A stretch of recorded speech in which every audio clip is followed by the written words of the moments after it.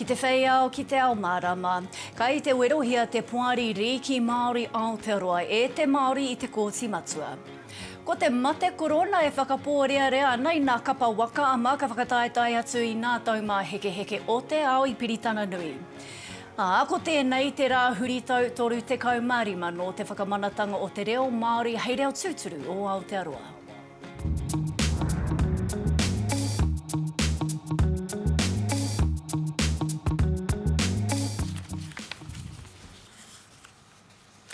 E nā manu korohi, e nā manu koroki, rarau mai ki Te Ao Mārama.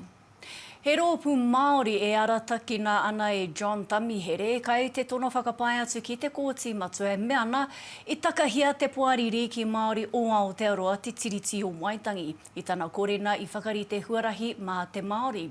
Kai te hono mai a hone harawira no te wepu Rīki o te taitokera ki te matapaki i tēnei take i nāia nei. E hone tēnā koe.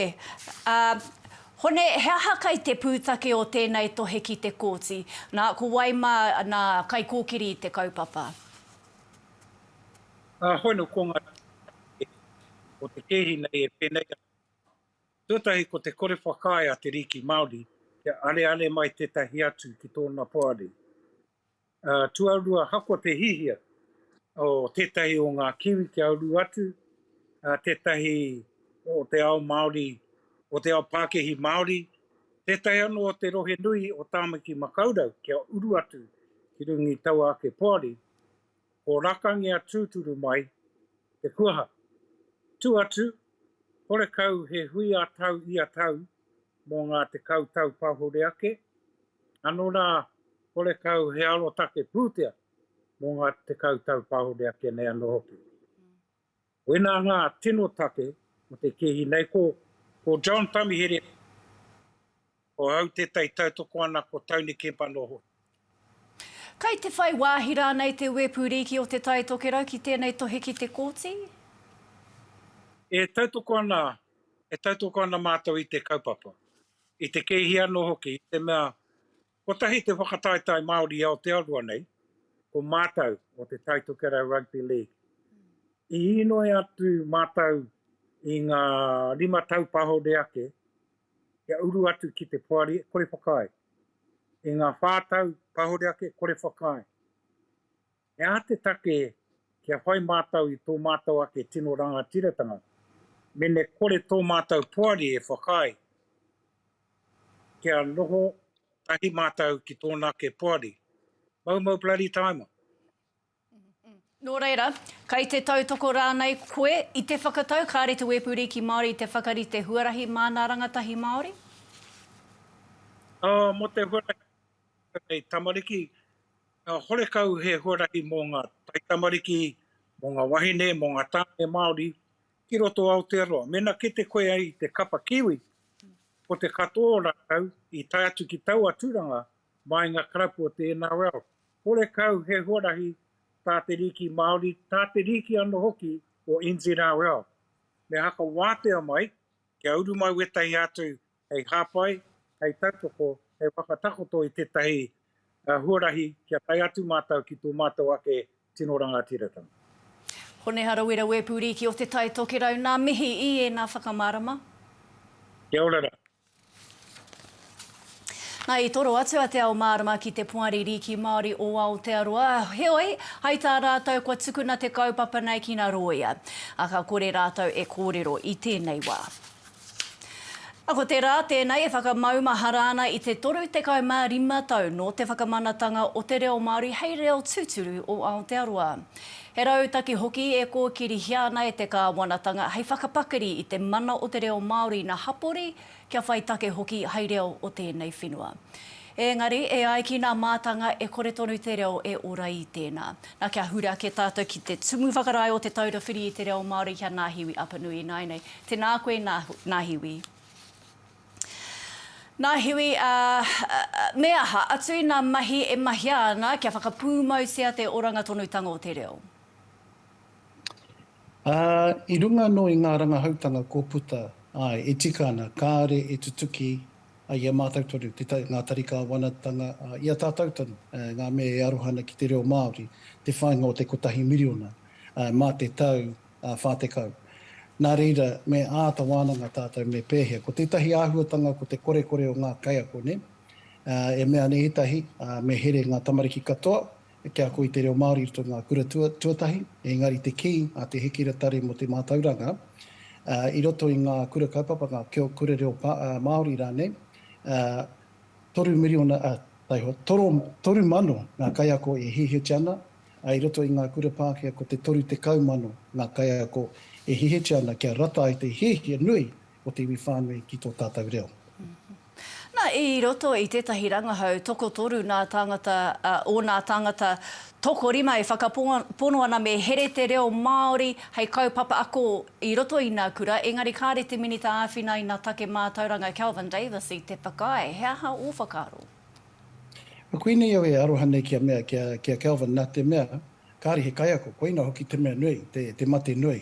Ko te kaiako hei whakakiki i ngā kraihe e ora ai tō tātou reo. Nā reira me āta no tātou ki te wānanga, he aha te huarahi e toko maha ki ai te hunga ako i ngā tamariki a tātou ākunga rānei ki te kōrero Māori. Nō reira, me pēhea e anga whakamuana kia ko 1 miriona nā kai kōrero Māori hei te taurua mano whātekau mena ko te puna kaiako kai te memiti haere. Wa koina te timatanga ne, me whakangungu ngā kaiako, māma noiho. Me kimi kaiako, me titiro ki roto i ngā kura, kei reira te aroha me ki te tamaiti, ko ngā kaiako kei roto i ngā kura. Nā te mea e harei te mahi māma te whakaako i a tātou tamariki. Ko aku tamariki e whawhai te kai i ata, kia ahare rātou ki te kura. Hoi no, o rātou tonu kei te whakangahau i aku tamariki te kura. Nā reira, me kimi tangata pērā, ne? E arohana ki te tamaiti, e arohana ki te kura, ki te ako, engari e arohana hoki ki tō tātou reo. Koina pēr hei timatanga mā tātou.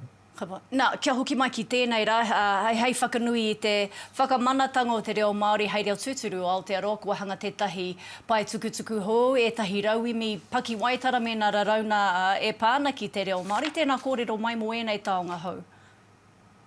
Tēnei mea ko te pai tukutuku o te taurewhiri e kia nei ko te reo Māori.co.nz, ne? Te mate hoki, ko tahi tō koraua te taurewhiri te reo Māori. Engari pai aki tēnei kaupapa te reo Māori.co.nz, ne? Me te tiki e whakaatu ana i ngā kara o te kahurangi. Kei reira, kei tērā pai tukutuku katoa, ngā rauemi e rata ai te hihe o te tangata e hihe nei ki te ako i te reo Māori. Kei reira hoki tētahi kaupapa, me ki mō ngā tāngata e haere nei i runga i te huarahi ki te ako i te reo Māori.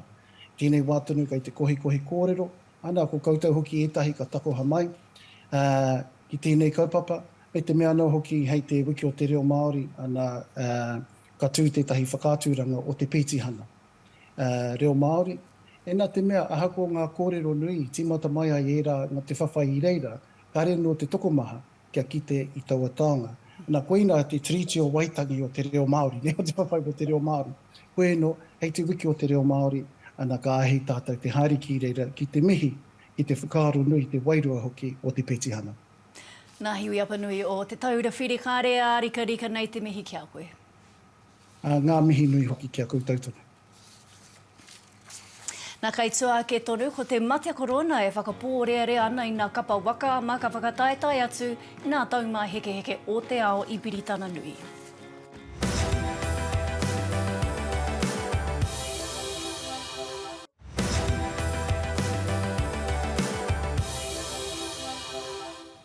Nau mai anō, ko te kai kauhoe no nai tahu ko Lewis Clareburt.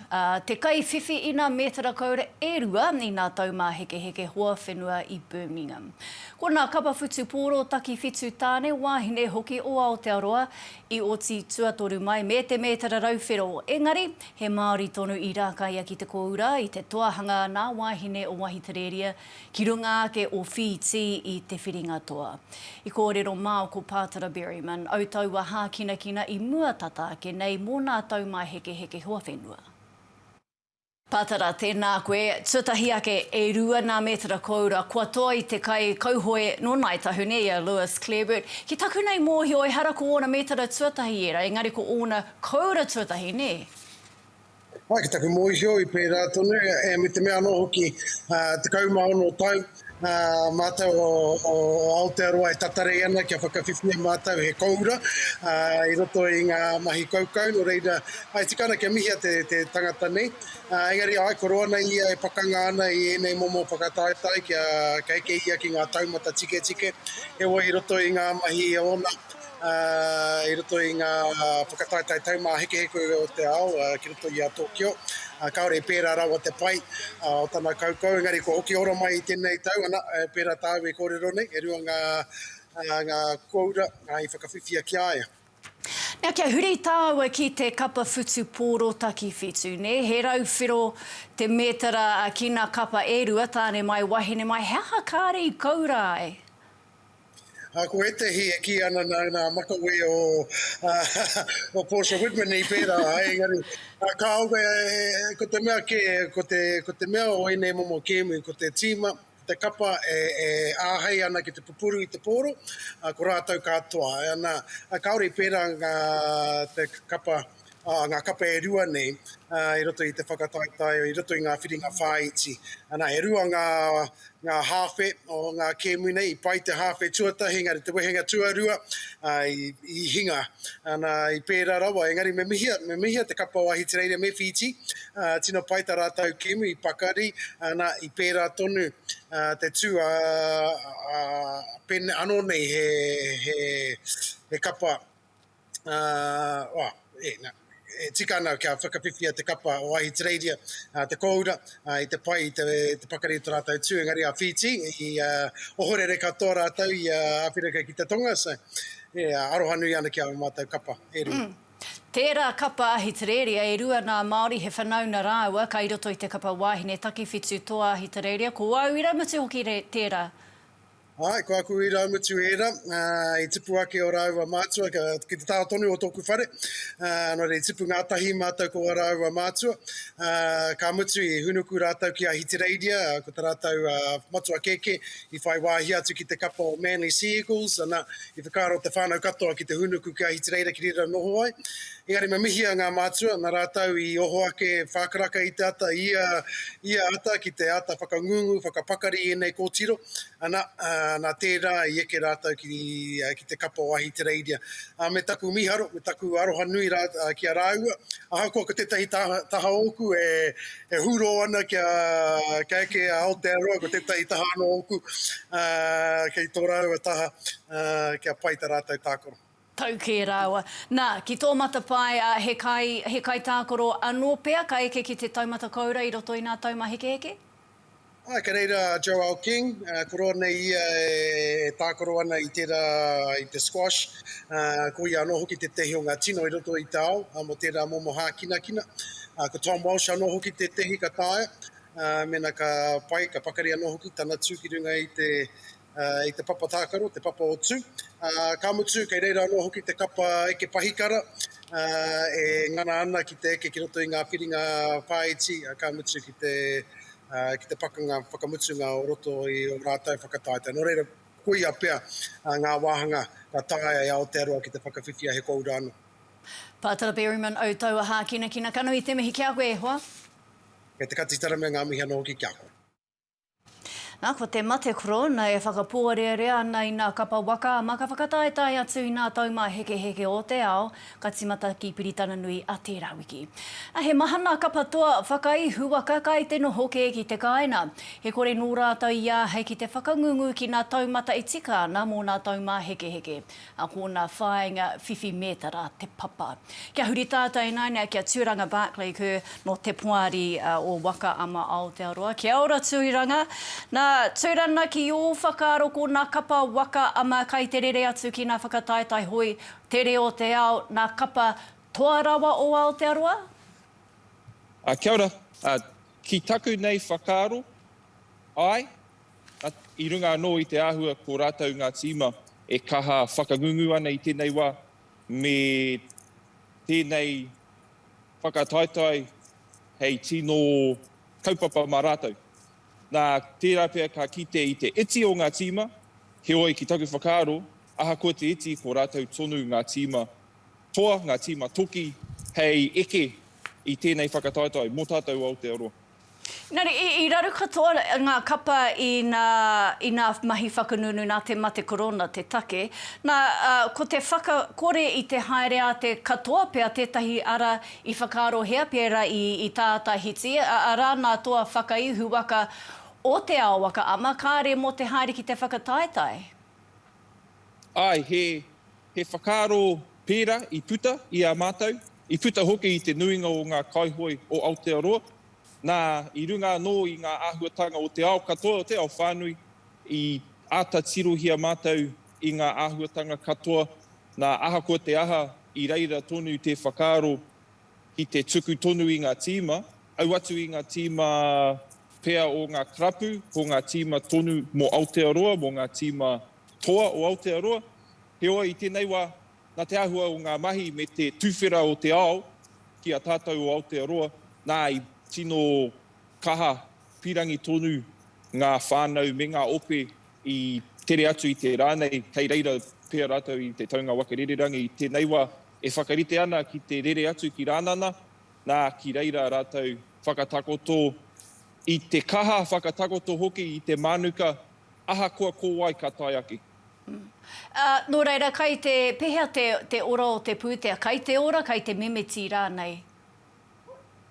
I te poera pē tētahi o ngā tino take, kāre etahi o ngā kapa i whai i tēnei whakataetae i tēnei wā. Nā te āhua o tō tātou ao i tēnei wā, me te āhua o te mate korona, me ngā pānga maha o tērā ki a tātou nei o Aotearoa. Nā, i pērā hoki mātou, nā i runga nō i te āhua o te rima, neke atu pē i te rima me te hawhe manotāra, te utu mō ia tangata, te rere atu ki te whakataetae nei, nā i matua pirangi te mōhio i a mātou, tā mātou tīma toa, tā mātou tīma toki, kia ea ai te rahi o te utu mō tēnei whakataetae. Nō reira ki tō titiro, kai hea Aotearoa e tau ana i roto i ngā wawata mētara? I ngā wā katoa he tino pai te tirohanga whānui mō Aotearoa, i roto i tēnei tūmomoha kina me tēnei whakataetae. He oi, kāre au i te pirangi kia mata ki te i ngā nekehanga, i ngā putanga iho o te whakataetae nei. He oi, kei reira aku wawata, kei reira hoki aku whakaro, kāre kore, ka eke rātou i te taumata. Ko ira te tūmana kone, tūranga Berkeley o te Poari waka ama tēnā koe i tō whaiwā kia mātou aha kua ko koe tonu kai te tiaki i tō pēpē i rua wiki te hou i te kaina. Ka whai, tēnā koe. Nā te nau tonu mai, taihua ke nei ko te mai nui e ngunguru nei me te whainga nui ia kia rauora i te reo Māori o Rarotonga e tautau wana i te pare nui o te mate.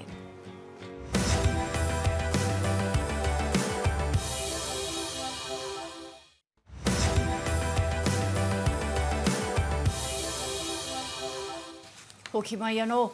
Ai whera i ngā take tōranga pū o te wai nei ko te kai ārahi takiru o te pāti Māori, ko Rāwiri Waititi. Kia ora Rāwiri, nau mai ki te hōtaka. Kia ora. Ko te kotahirau te kauma unotāra o te pūtea tautoko i nautu o Iara. E toru rau e rima te kau tāra te nui e wāte ana i tēnei rā. Ka whai hua rānei te hunga e tikāna i tēnei pūtea? Wakara moe, kai te mohe o ki te au e tahi pānui tā ko whiwhi i mera o e tahi kei tā wāhi e noho ana. Ka tare anō rātou te whiwhi te ko tahi rau tahi kauma ono tāra mo te toru tau. Ko e hoki ngā rararini o tēnei mea, me te mate ke, ko te pai poto tēnei. Kei ia te pai tawhiti e haere ana tēnei kāwanatanga kia ngā wore ake te noho. Ngai tātou, a kiri mai tō tātou whenua. Anei, ko taino te utu a te pāti Māori ki tērā atua huatanga haunga ko ngā muni e kororihia nei mo te pai poto, ko te pai tawhiti, te pai roa e kororihia nei, tango he te GST mai te kai me ngā atua huatanga i ngā supermarkets. Kei reire ke, ka whai oranga, pakeke mai, rangatahi mai, Māori mai, Pākehā mai, whairawa mai, rawakore mai. Kanoho ori te tātou i tērā atua huatanga. Nā kia huri tāua ki nā rangatahi, he hautoru o ngā tauira Māori e wehe i te kura i te rātau, he te kauma ono tau heke iho te pakeke. Ko te nuinga i eke noi hoki te taumata tuatahi o te NCEA. Nā kona whika hoki mo te noho tonu ki te kura i kino mo ngā tauira Māori i nā kura o te kauraro anō hoki. Ko tāna timoaki ko te mate uru tā te raru. He aha o whakaaro? Kia te tautuku i te rā whakahau. Nā ngā uauatanga, nā ngā taumāhekeheke, o te mahi ki te kāinga, o te rakaraka ki te kāinga, wera atua uatanga katoa, ko raru tātou. Ko raru tātou. Nō reira, e harako ngā NCEA Nui. Engari, ko te tuahuatanga mo te noho tahi ki te kura. Ko wera tuahuatanga ko te mate hine ngaro a tātou tamariki i mokopuna ngā rangatahi katoa. Ko e hoki ngā mate heipu nei ki runga i o tātou tamariki. Nō reira, mea te whakaro te tātou me pe. He ate rongoa kai ua i te aroa. Ka hamene tonu tā rātou no te mea kāre i whiwhi o rātou tohu, o me whatu tohu ki a rātou. Kia tarinu ki rātou ka tutuki ngā hihiatanga hei te mutunga o te kura. Engari, kai te tite i te tino a wanga me ngā taumāhekeheke kai mui te aroaroa tātou rangata i tēnei wā. Pehea nā ākona pakeke nei i te mea hei ana nā ākona no tā wāhi, me nā kaipuke tāpo e te urumahi tēnei whenua i nai nei, kai te māharahara rānei koe? Kei te, me pene pēr taku korona, ko hoha te iwi ki te kororo mo te mate nei. Me te mea hoki, kei te mohi o tātou i nai nei, kāre o tātou hohi pēra e whawhati i te mate o te korona nei. Ka tarenu ki tātou te whakarahui i anoki a tātou wā kāinga, mo te whitu rā, āko hoki ki te mahi. Te tutu atu tātou ki a Hitereiria, me ue rātua huatanga whenua, ki nau mena ka whiwhi, ka utaina, ka heipu nei tēnei māwiwi ki te arata, ka haere tō ki te mai. Mena kei te paitonu. Nō reira, me pehera tātou ki mahi te noho me tēnei māwiwi ki waingu i a tātou. Me te mea hoki, ko tai te wā me a te whakaro tātou, me pehera te whakahono nei a tātou. Ngā mea i ngaroa rātou mahi i te mate uru tā nei, me pehera te whakapiri rātou, kiwa rātou mahi, ki mahi ke ake. Me pehera tātou te whakaora i a tātou. Kia kauaka tātou e whakamate-mate i a tātou i nāi tūnei. Kei te mohe o tātou i te ngau a kino kia. O tēnei ngangara, kei te mohe o tātou me pehera anu hoki te wharongo. Koina nā piki pātai nē rāwari. Tēnā koe i roto i nā mihi mo au nā kōrero. Kia orara. Nā, koe nei te wiki o te reo Māori kuki airani i Aotearoa nei. Ko te hui ahurea o te Māori Nui, he tai o penga hei whakapūmau i te reo. I te mea ko tōna uranga e mimiti haere i ngā mautere. Ta tūnoa mai ki Aotearoa nei, hi tiho i te 20 ōrau o nā rangatahi kuki airani e kōrero ana i tō rātou reo tuku iho. Kei tua i te rere hua o te ahurea kuki airani e tūana. He tipua ke. The loss of language is a concern. All of us are way behind in our language. Ko te pō a ao tēnei o te Māori Nui, he pō e tū ai ngā kapa iwi takitaki nō whenua ke, kei rarotonga e noho ana, ki runga i te atamira whakangahau. Engari mā ngā iwi mana whenua ke tēnei taumata Matua, hei whakarauora. I te reo kuki aireni e mate haere ana. My concern is the losing of the originality translation from the top to our generation, younger generation. That's the gap. We may lose its richness because, you know, the old phrases and the words our tupuna use are not being used today.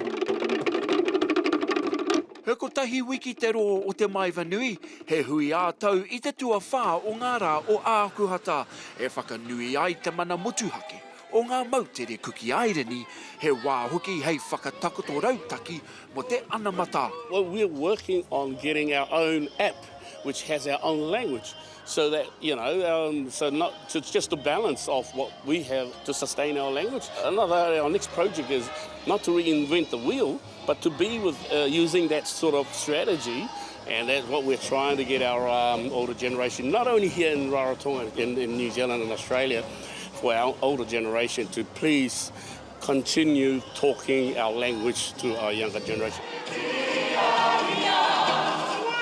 Koe nei hoki ngā kapa e toru no Aotearoa, atu haurangi ngā tiwāhi au, te wharikura o rākau manga, me te pā o rākai hautu, no o tautahi, kia āwhina te kaupapa te maiva nui anō hoki. He nui he huhua, e nei te tainga mai o ngā tūpuna, te rongo anō i ngā kōrero, o tēnei taha e hāngai tonu ana ki ngā kōrero kai a mātou, ko te hononga nui, ko te whakaaro nui, ko te noho tahi, i nā te pai, i nā te ahuareki. I love the kapa haka groups. They came up very strong. The songs, the singing, the haka, they were very powerful. Ko tēnei te pō tuatahi mo te wiki o te reo kuki aireni, ka matu whai muri te whakataetae United Nations Educational, Scientific and Cultural Organisation, kei te mate haere, te reo kuki aireni. It's not a lost cause. There's a lot of hope. And I believe as long as you individual do your own part, like for me to teach my children how to speak Māori, if everyone did that, then, you know, we have a brighter future with te reo. Ka haere tonu te maiva nui tai noa ki tēnei paraire. He roni Waikato, atu i Rarotonga, Te Ao Mārama. Kia titiroa ke tātou nai nei ki nā matapai huarere. Tā maru ke kāetaea, he hau kōkō raro ki reira, ki tāmaki makaurau me rotorua hei te ata. He rangi paki ki tūranga nui a kiwa mō te nuinga o te rā ka kōpata te ua ki ngā motu. Ki te tao nei matua he hau nōta weta ki ngā wāhi mā rake, ahi pōka ua ki whakatū, he hau wiriwiri hoki ki o tautahi, he marangai ka mahea ki tāhuna waihōpai ka marangai i te ata. Whakaati, koina tā Te Ao Mārama i tēnei pō, kia Māori ori i te noho.